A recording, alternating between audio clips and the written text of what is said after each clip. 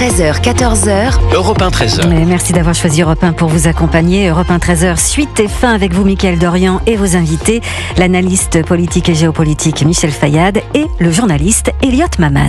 C'est un tournant historique dans la mémoire coloniale française. Emmanuel Macron a reconnu pour la première fois que la France avait mené une guerre au Cameroun contre les mouvements insurrectionnels avant et après l'indépendance de 1960. Près de 8 ans après que le président français ait parlé de crimes contre l'humanité en ce qui concerne la colonisation de l'Algérie lors d'un séjour à Alger, on s'en souvient tous. Emmanuel Macron est-il le président de la contrition, Elliot Maman ? Mais en tout cas, les deux événements que vous venez de nous rappeler nous expliquent deux choses au sujet d'Emmanuel Macron. D'abord qu'il sait très bien s'adapter à son auditoire. Ce n'était pas un hasard s'il avait décidé de prononcer ce mot-là lorsqu'il était en déplacement en Algérie, puisqu'il sait très bien quelles sont les attentes de son public à un moment donné. Et d'ailleurs, l'inconsistance, dans le sens, le manque de cohérence entre des diverses déclarations, des divers propos d'Emmanuel Macron a tout de même régulièrement frappé les commentateurs politiques. Et il y a ensuite, chez Emmanuel Macron, très régulièrement, une espèce de volonté anachronique dans son analyse de l'histoire, puisqu'il revient très souvent à analyser ce qui a pu se passer au siècle dernier et même bien avant avec des valeurs qui sont correspondantes à celles d'aujourd'hui. Et c'est tout le problème avec la commande très répétée des divers gouvernements d'Emmanuel Macron de rapports sur la question coloniale qui ne sont pas toujours commandés auprès d'universitaires qui sont totalement indépendants de partis pris idéologiques, et c'est entièrement légitime. C'est très difficile de s'investir dans une histoire aussi émouvante, aussi importante d'un point de vue politique, sans avoir nous-mêmes une espèce de parti pris. Mais simplement, on ne peut pas nier que l'intégralité des historiens peuvent parfois entretenir des ambitions idéologiques, normatives quant au travail qu'ils vont rendre. Et en l'occurrence, il est tout de même surprenant de voir que François Fillon, lorsqu'il était Premier ministre, éludait totalement toute question d'une présence française au Cameroun, et qu'aujourd'hui, on a un rapport qui prend le parti pris à l'extrême inverse de ce qui a toujours été défendu par les gouvernements français. Et je trouve que cette espèce de grande bascule n'est pas très bien motivée par le gouvernement d'Emmanuel Macron et par Emmanuel Macron lui-même. C'est surtout ça qui frappe. Qu'on nous amène un certain nombre de précisions factuelles, pourquoi pas, mais au moins expliquez-nous pourquoi y a-t-il soudainement un changement de version aussi radical, puisque on ne peut pas ne pas constater ce changement de version. Alors effectivement, vous le disiez, Emmanuel Macron a fait cette déclaration suite aux conclusions d'un rapport d'historien qui lui avait été remis en janvier dernier. Michel Fayad, est-ce que on peut parler de devoir de mémoire, ou est-ce que ça n'a aucun intérêt de faire ça aujourd'hui? Est-ce qu'on est uniquement dans la repentance? Je crois que ça n'a aucun intérêt de faire ça aujourd'hui, et je dis ça en connaissant parfaitement l'Afrique. J'ai voyagé dans plein de pays africains, et donc et encore récemment, et donc je sais que c'est pas ce qui est attendu aujourd'hui en Afrique. Il y a une grosse déception de la France, mais de la France sous la présidence d'Emmanuel Macron. Donc il y a eu des erreurs qui ont été faites sous la présidence d'Emmanuel Macron. Vous vous souvenez peut-être, mais il y a eu une conférence de presse à l'époque entre Emmanuel Macron et le président Tshisekedi, le président de la République démocratique du Congo, où Emmanuel Macron s'est permis de lui donner des leçons à Kinshasa, dans son propre pays. Et cela avait été... le président Tshisekedi avait considéré ça comme si c'était...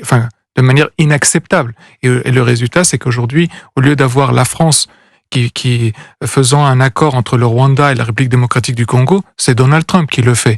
Et par exemple, sur l'Algérie, c'est un sujet qui est très important. On parle des 132 ans d'occupation française. Mais personne ne parle des 333 ans d'occupation ottomane. Quand les Ottomans violaient les Algériens, massacraient les Algériens. Vous savez, Barberousse, on dit qu'à la fin de la journée, certains historiens algériens racontent ça, que Barberousse, donc à la fin de la journée, avait tellement de mal au bras parce qu'il avait coupé des têtes. Des têtes de qui? Des têtes d'Algériens. Donc, faire de la repentance uniquement pour la France et pas exiger une repentance de la part de la Turquie, par exemple, pour ce qu'elle a fait en Algérie, ça mène à quoi? Aujourd'hui, l'Algérie et la Turquie ont d'excellents rapports, alors que la Turquie n'a fait aucun devoir de repentance. Mais ce devoir mémoriel entamé par le chef de l'État, que ce soit au Cameroun, c'est récent, mais en Algérie, en 2017, il doit avoir un objectif dans la tête de notre président, peut-être apaiser certaines relations. Or, on le voit avec l'Algérie, les relations n'ont jamais été tendues. Et pourtant, Emmanuel Macron n'a cessé justement de se repentir, n'a cessé de faire des déclarations en ce sens vis-à-vis de la période coloniale franco-algérienne. Moi, je pense que malheureusement, c'est une stratégie électorale. Il considère que tous les Algériens de France sont des partisans du FLN en Algérie. Et donc en fait, il apaise les tensions intérieures, absolument, et non pas les tensions diplomatiques. Absolument, et il pense qu'au deuxième tour des élections législatives, présidentielles, municipales l'année prochaine, eh bien, cet électorat algérien, si jamais il lui a donné ce qu'il veut, eh bien, il voterait pour lui. Mais c'est quand même considéré, encore une fois, que tous les Algériens sont d'accord avec le FLN. C'est oublier qu'il y a beaucoup d'Algériens qui ont manifesté au moment, vous vous souvenez, au moment du Irak, contre le FLN, qu'il y a également énormément d'Algériens en France qui sont des descendants d'Arki, et donc contre le régime. Elliot Maman. Oui, et par ailleurs, c'est tout de même aussi réinjecter un conflit politique contemporain dans des questions qui devraient être confinées au livre d'histoire. Il est totalement légitime de s'emparer de l'histoire dans l'espace public, mais chercher à l'instrumentaliser, on parle souvent d'instrumentalisation, mais là c'en est une, des drames du passé pour tirer des conclusions sur ce qui se passe aujourd'hui semble tout de même extrêmement délicat quand l'ambition par ailleurs est d'apaiser les consciences. Du moins c'est l'ambition affichée.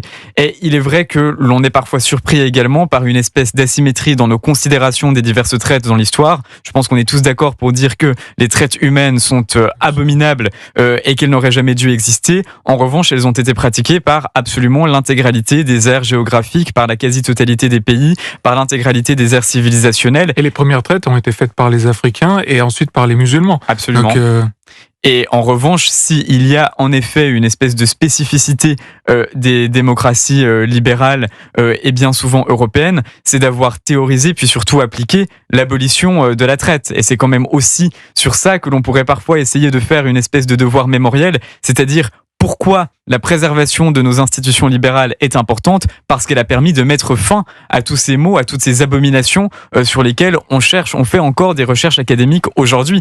Et d'ailleurs, on parlait de guerre civile tout à l'heure. Je vous rappelle qu'il y a précisément eu, il n'y a pas si longtemps, il y a à peine plus d'un siècle, une guerre civile entre le Sud et le Nord américain sur la question de l'abolition de l'esclavage, qu'il y a eu des conflits entre pays européens sur cette même question-là. Et donc, c'est peut-être aussi ça qu'il faudrait regarder, c'est comment sommes-nous parvenus à l'abolir. Et puis, la République ne reconnaît pas le génocide des Chouans, si on veut remonter même à l'histoire de France.